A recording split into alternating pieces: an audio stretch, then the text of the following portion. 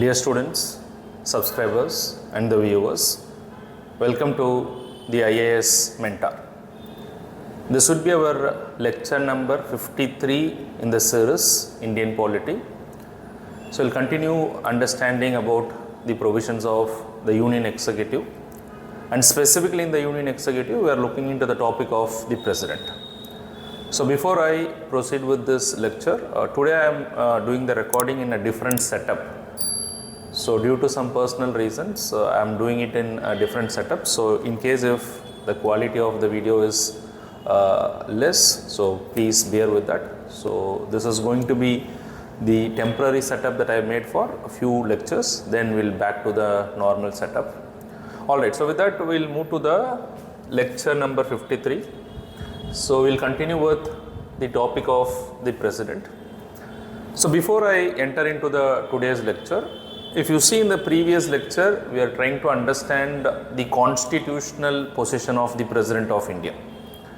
The first question that we are trying to understand is whether the President is a real executive or the President is a nominal executive, and I am sure that if you have watched my previous lecture, lecture number 51, it is quite clear that the President of India is a nominal executive. Although the President is the head of the Union Executive, the position that has been given to him is more or less a nominal executive, and that is because of the fact that we have what is called as a parliamentary democracy. So as we will proceed, we will try to understand more about all those things. So in a parliamentary democracy, the real executive is going to be the elected executives, that is the Prime Minister and the Council of Ministers who are going to be the real executive. But still the President is there who will act as a nominal executive, and the President acts on the aid and advice of the Council of Ministers, and that is what Article 74 of the Constitution also says. So this is something that you have already seen. And then in the previous lecture we also understood about two important things. One is the qualification to become the President of India, and then of course apart from the qualification we have also seen about the conditions of his office. And if you see the qualifications, we have seen that one of the qualifications is the status of citizenship, and then not less than or completed 35 years of age, and then the person should also possess all the qualification to get contest election as a member of parliament to the Lok Sabha, and then of course he or she should also not hold any office of profit. So these are the qualifications one has to possess. And we also seen the explanation of what is office of profit. Office of profit prior to the Jaya Bachchan case and after Jaya Bachchan case in 2006. This is also something that we have already seen in the last class. To put it in a very short as to what is this office of profit. So we have seen that any office either under the center, state or under any of the other local authorities, by a way of which if a profit is receivable, then that would be considered to be what is called as an office of profit. So this is what we have understood in the last class. And then we also seen the conditions of the office. So the difference between qualification to the office of the President and the conditions to the office of the President, the basic difference is that qualifications are something which is required prior to contesting the election. And whereas conditions of office is something that once someone get elected to the office of the President, they need to fulfill certain conditions, and that's basically what is called as the conditions. So all these things we have seen in the previous class. So today what we are going to understand is the election of the President. So we are trying to basically understand that how the President is elected, although we will not be able to cover all the things in today's class. So first thing that you are going to understand is the Constitution of India says India is a republic, which means the head of the state should always be elected. It doesn't matter whether it is a direct election or an indirect election. Whatever be the nature of election, the President has to be elected. And the kind of election that we have chosen for our President to be elected is what is called as the indirect election. That's what basically we have to understand. So the President is elected by what is called as an indirect election. So when I say indirect election, it is little different from the concept of direct election. If you see the election to the Lok Sabha, or if you see the election to the state legislature, the election is usually what is called as a direct election. So when we talk of direct election, So normally the people get to vote, and in fact we follow the principle of what is called as the universal adult suffrage. So as I have already discussed, the concept of universal adult suffrage, every adult individual who has attained 18 years of age shall have the right to vote. So that's a concept of what is called as direct election. But however, in case of the President of India, as to how he is to be elected is by what is called as indirect election. So the first thing that you have to remember when I talk of indirect election is that it is not that everybody will have the right to vote. Only very few members will have the right to vote, and that's basically the concept of what is called as an indirect election. Or in other words, in an indirect election, there is something which is called as an electoral college. So I already explained the concept of electoral college, but anyways, I'll repeat that once again.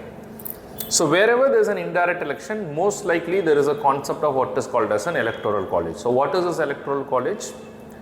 So electoral college consists of a group of people, and only those people who are part of the electoral college will have the right to vote. Apart from those people who are not part of the electoral college, they will not have the right to vote, and that's basically what is called as an electoral college. So this should be very clear in your mind. So in case of the election to the President of India in our country, there is an indirect election, which means there is an electoral college, and only those people who are part of the electoral college, only they will have the right to vote. And that's why we call that to be what is called as an indirect election. So to put it in a very simple way, what is the concept of electoral college, or how you can define an electoral college?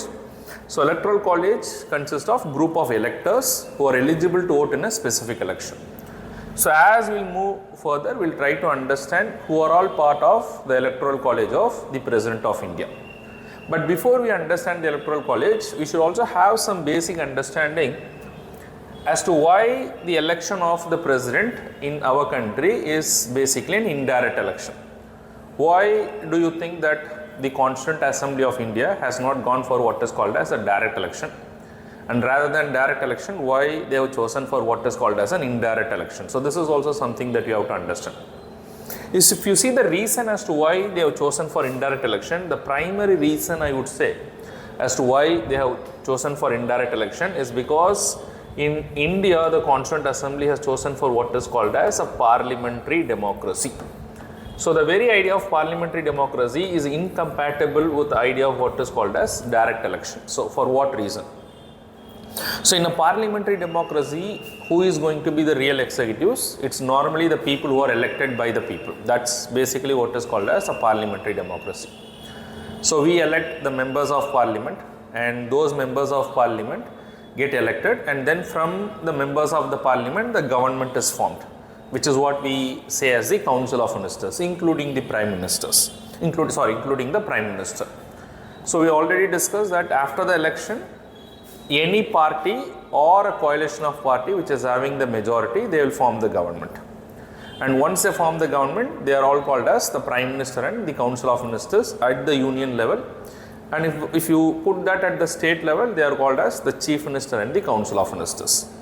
So as per the parliamentary system, the real power is vested in the hands of the elected executives, that is the Prime Minister and the Council of Ministers. But however, at the same time, we do have a president, and the president is for the fact that there has to be someone above party politics, because although the Prime Minister and the Council of Ministers, they are ministers for the entire country, no doubt in that, but they are all elected on certain party lines. There is some political representation in their election. So in order to avoid all those things, the Constituent Assembly thought we will have an executive who is above all these people. But however, that president or the union executive or the head of the union executive, who is the president, shall be what is called as a nominal executive. So the Constituent Assembly has decided the president is anyways going to be nominal executive because of the fact we have a parliamentary system. So they have decided that yes, there shall be an election, but that election shall be an indirect election. So again I am putting it, indirect election means not every people will have the right to vote, not every citizen will have the right to vote, but only a selected number of people will have the right to vote. So who are those selected number of people? Those are the people who are part of the electoral college.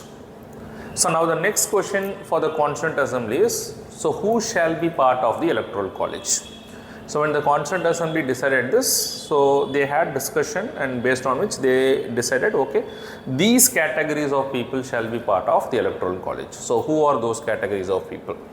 So first is the elected members of both the houses of the parliament. This is the first thing that you have to understand. So the first category of people who are part of the electoral college is the elected members of both the houses of the parliament. When I say elected members of both the houses of the parliament, first both the houses of the parliament means which includes both members from Lok Sabha as well as the Rajya Sabha. We know that the parliament has got two houses. One is the Lok Sabha and other is the Rajya Sabha. And in the Lok Sabha and in the Rajya Sabha, the next key word that you have to keep in your mind is only the elected members of the Lok Sabha. Which means if there is some nominated members, they will not be part of the electoral college. So we know that today the strength of Lok Sabha is 543 and today the strength of Rajya Sabha is what is called as 245. I am not talking about all the members. I am not talking about the maximum capacity of Lok Sabha and Rajya Sabha. That is not the concern. So today how many members are there is what we will have to take into account. So I am repeating it, I am not talking about the maximum authorized strength, because the maximum authorized strength is little different from what I am putting it here. If you know the maximum authorized strength which is mentioned in the constitution for the Lok Sabha and Rajya Sabha, you can put it in the comment box. So let me see how many of you are able to put it in the comment box. But that's not the question here. It is about the strength of Lok Sabha presently in Lok Sabha and Rajya Sabha. So in case of Lok Sabha it is 543, in case of Rajya Sabha it is 245. I have put it 543 because some of the students might think that it is 545, but it is not 545. Why 545 used to exist before 2020, but right now it is not the case, because by the 104th Constitutional Amendment Act, the provisions for nomination of 2 Anglo-Indian members was done away with. So earlier there was provision for 2 Anglo-Indian members, and these 2 Anglo-Indian members are to be nominated by the President. So who has the power to nominate them? The President has the power to nominate 2 persons from the Anglo-Indian community if the President feels that there is under-representation of the Anglo-Indians in the Lok Sabha. So in that particular case, the Anglo-Indians can be nominated. But however, if you see the original provision in the Constitution, the provision to nominate 2 Anglo-Indian members in the Lok Sabha only for the first 10 years after the commencement of the Constitution. That is from 1950 to 1960. But every 10 years, the provisions of the Constitution was amended, and this nomination of the Anglo-Indian members, that is 2 members from the Anglo-Indian community by the President, was extended subsequently every 10 years. And in that way, it was extended till 2020. But the 104th Constitutional Amendment Act, very, very important information, the 104th Constitutional Amendment Act in the year 2020 has done away with this. So now there is no provision for nominating Anglo-Indian members into the into the Lok Sabha by the President of India. When I say they are nominated by the President, it is not the discretionary power of the President, but it is based on what is called as the aid and advice of the Council of Ministers. So the point that I am trying to stress is, so when I talk of the elected members of both the houses of the Parliament, so today in the Rajya Sabha there are only elected members, there are no nominated members, and all the elected members are part of the electoral college. That means basically from the Lok Sabha 543 members are part of the electoral college. But the electoral college not only consists of what is called as the Lok Sabha, it also has got representation from what is called as the Rajya Sabha. So we will have to understand the representation from the Rajya Sabha. So if you see the representation from the Rajya Sabha, I told that the present strength of Rajya Sabha is 245, but not all the 245 members are elected. So it doesn't matter whether the members are elected directly or indirectly, because we know that in case of Rajya Sabha, the election is by indirect election, but still they are elected. So if you see the Rajya Sabha, there are 233 members who are elected, although indirect elections, and there are 12 members in the Rajya Sabha who are nominated by the President of India. So who are nominated from different categories or from different areas, from the areas of art, science, literature and social service. But however, when it comes to the electoral college, the nominated members are not part of it. And who is part of it? It is only the elected members. So the first thing that you have to understand is, when I talk of the electoral college, it consists of the elected members of both the houses of the parliament, which would include 543 in case of Lok Sabha and 233 in case of Rajya Sabha. So if you add that, it comes to around what is called as 776 members. But they are not the only people who are part of the electoral college. Apart from the elected members of both the houses of the parliament, that is the Lok Sabha as well as Rajya Sabha, we do also have what is called as the elected members of the legislative assemblies of the state. When I say the elected members of legislative assemblies of the state, it includes the elected members of the legislative assemblies of all the 28 states in India today. And please do not have a confusion as to how many states are there. Tomorrow, if the number of states are increased or if the number of states are decreased, so accordingly the elected members of the legislative assemblies of all the states will be part of the electoral college. So here the key word is, two important words we will have to remember. One is the elected members, and then the second thing is legislative assemblies. So the word legislative assembly signifies only the legislative assembly, not the legislative council. If the word is state legislature, the word state legislature is inclusive of both the assembly as well as the council. But however, the constitution specifically talks about what? The constitution specifically talks about what is called as a legislative assembly. That means the basic understanding you should have is, if any state is having a legislative council, will the members of the legislative council be part of the electoral college? No, the members of the legislative council will not be part of the electoral college. And who will be part of the electoral college? Only the members of the legislative assembly. So the members of the legislative assembly from all the 28 states will be part of the electoral college. But however, the important thing that you have to keep in mind is, it is only talking about the elected members of the legislative assemblies. So if any legislative assembly is having a nominated member, then they are not part of the electoral college. Because in the original constitution, there was a provision where one person from the Anglo-Indian community can be nominated by the governor of every state into the legislative assembly. That was the provision of the original constitution. Again, that is not a discretionary power of the governor, but the governor, on the aid and advice of the Council of Ministers, he or she can nominate one person from the Anglo-Indian community into the legislative assembly of every state. But however, you don't have to worry about it. There is no provision for that today. So presently, that nomination of Anglo-Indian member into the legislative assembly has also been done away with. And it has also been done away by the same 104th Constitutional Amendment Act. So today, that means in all the states, whoever is part of the legislative assembly, I am talking about the states. In all the states, whoever is part of the legislative assembly, they are all what is called as elected members, and automatically they will be part of the electoral college.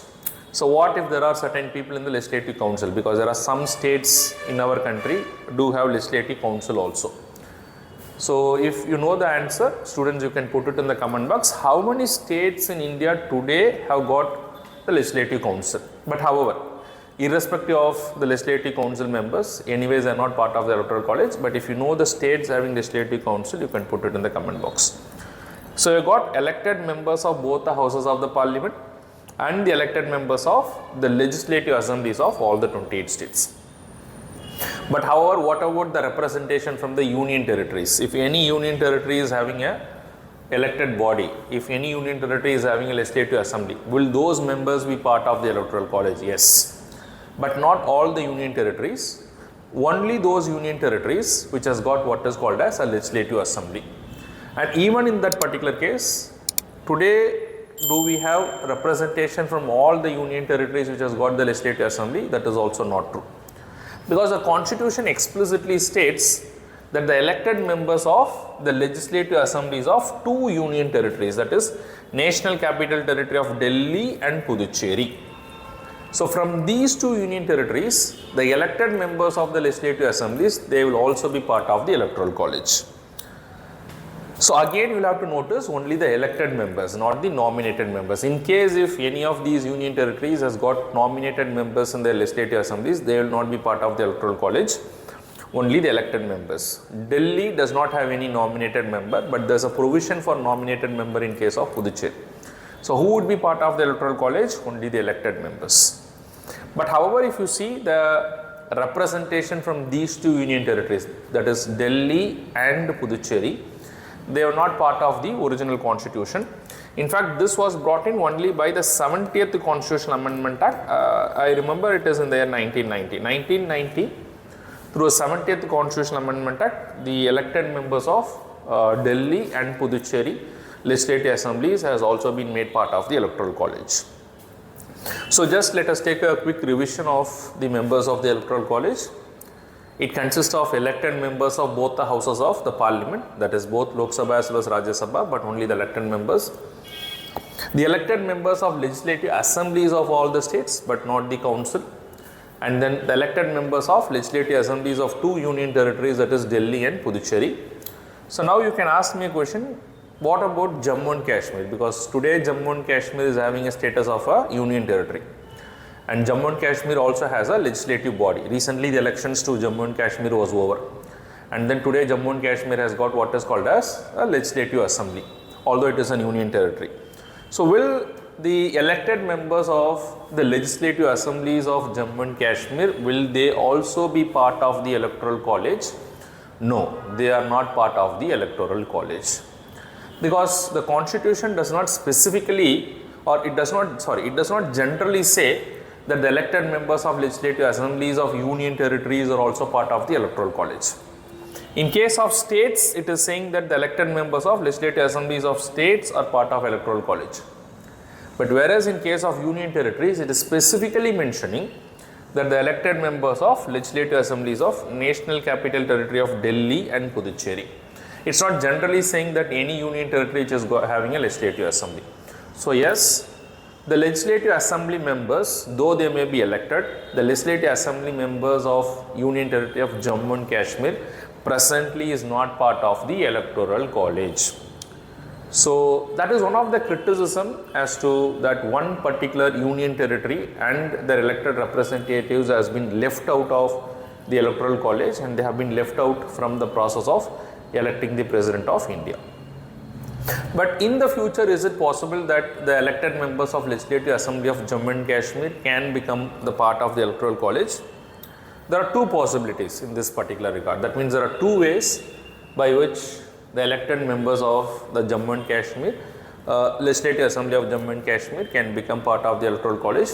One is amending the constitution, and as we have inserted the Legislative Assembly of National Capital Territory of Delhi and Puducherry, we can also add the Legislative Assembly of the elected members of Legislative Assembly of Jammu and Kashmir. That is one way. Or the other way is that if tomorrow the Parliament converts the Union Territory of Jammu and Kashmir into a state. So that is possible because the Parliament can do this under Article 3 of the Constitution. They can convert a state into a Union Territory and a Union Territory into a state. That's basically an internal reorganization, which we have already seen through our discussion of the part 1 of the Constitution, that is Union and its territories. So tomorrow if a law is made converting the Union Territory of Jammu and Kashmir into a state, then thereby it automatically falls under the category number 2, that is the elected members of legislative assemblies of the state. So that is also a way by which the elected members of Legislative Assembly of Jammu and Kashmir will be included in the electoral college.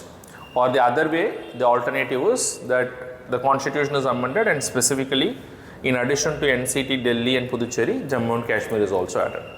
So these are the two ways by which they can also become part of the electoral college. So this has to be very, very clear in your mind. So who is part of the electoral college? The elected members of Legislative Assembly of both the houses of the Parliament, that is Lok Sabha and Rajya Sabha. The elected members of the Legislative Assemblies of all the states, that is all the 28 states. And of course, elected members of Legislative Assemblies of Delhi and Puducherry. Now that means who is not included, who is not part of the electoral college. That is also very important for us to keep in your mind. So if there are any nominated members in the Parliament, they are not part of it. So today there is no provision for nominated members in the Lok Sabha, but we do have provisions for nominated members in the Rajya Sabha. So the 12 members who are nominated by the President, they are not part of the electoral college. If there are any nominated members in the legislative assemblies of the state. So today there is no such provision, but they are also not part of the electoral college. If there are members of the legislative council be it an elected member or a nominated member, anyways they are excluded from the electoral college. And apart from that, today the entire members of the Legislative Assembly of Jammu and Kashmir is also excluded. They are also not part of the electoral college. As of now, presently, tomorrow if there is any change, I said 2 ways by which they can become part of the electoral college. So you'll have to keep track of this. So do not take that the members of the Legislative Assembly of Jammu and Kashmir will always be outside the electoral college. Tomorrow if it is conferred the status of a state, they can also become part of the electoral college. So this is basically what you'll have to keep in your mind. Now before I complete today's lecture, one important question that you have to keep in your mind is also that why there is representation from the states also. Why the electoral college shall not have only the members of what is called as the parliament. Why there are representation from the various state legislature in electing the president of India, and therefore they also become part of the electoral college. The reason for this is the Constituent Assembly of India has decided that basically electing the president of India means there should be representation from both the union as well as the states. While the parliament together mostly represents the union, whereas the union legislature, whereas various state legislature in our country represent the interest of what is called as the states.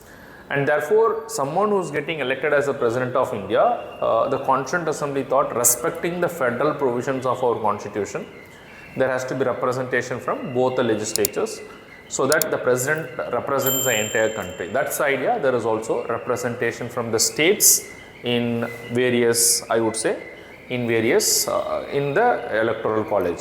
Okay, so this is what basically you have to understand. So with that, I'll just move on to the next topic.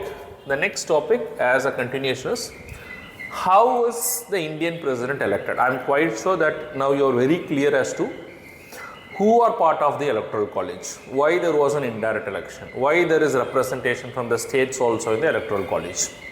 Now the next question is, what is the procedure that is given in the constitution as to how the president of India is to be elected?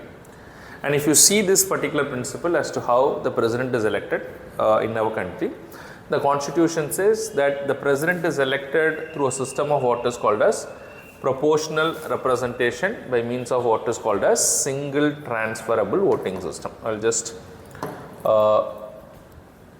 wipe off all these things. So how the president is to be elected? The president is to be elected on the basis of what is called as proportional representation by means of single transferable voting system. That is what basically we'll have to understand. So it is also very important for the students to know the meaning of each and every single word. What is proportional representation? What is single transferable voting system? And also what is called as a secret ballot system. So these three key words are very, very important in understanding as to understanding as to how the president is elected. And we already learned as to who is part of the electoral college, and we already learned as to we are yet to learn as to what is the value of votes, which we'll do it in the next lecture. So before you watch the next lecture, it is very important that you revise all those things, and then only it will be easy for you to move to the next lecture.